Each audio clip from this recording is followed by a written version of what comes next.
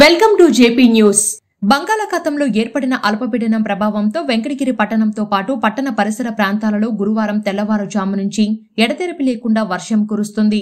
ముందుగా ఆకాశంలో మేఘాలు నల్లగా కమ్ముకున్నాయి.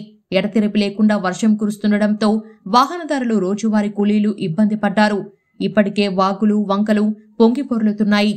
తుఫాను ప్రభావంతో భారీగా నష్టపోయిన అన్నదాతలు ఇప్పుడు కురుస్తున్న ఈ వర్షాలతో తీవ్ర ఆందోళన చెందుతున్నారు. వర్షాల తాటికి జనజీవనం అస్తవ్యస్తమైంది. మరోవైపు వరి నాట్లు వేయడానికి సిద్ధంగా ఉన్న రైతులు భారీ వర్షాల నేపథ్యంలో పనులను వాయిదా వేసుకుంటున్నారు.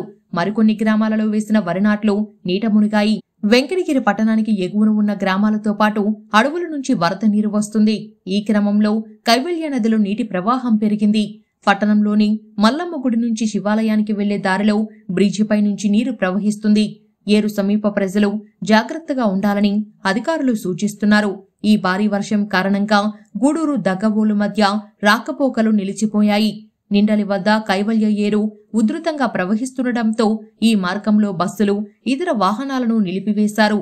గత రాత్రి నుంచి ఎడతెరిపి లేకుండా కురుస్తున్న వర్షానికి ఏటికి భారీగా వరద నీరు చేరుకుంది. దీంతో ఈ మార్గంలో రాకపోకలు నిలిచిపోయాయి.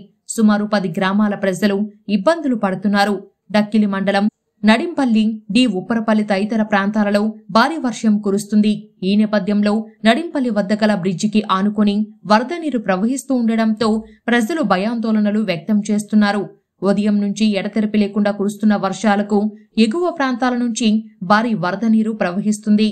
దీంతో ప్రజలు అప్రమత్తంగా ఉండాలని పోలీస్, రెవెన్యూ అధికారులు సూచిస్తున్నారు.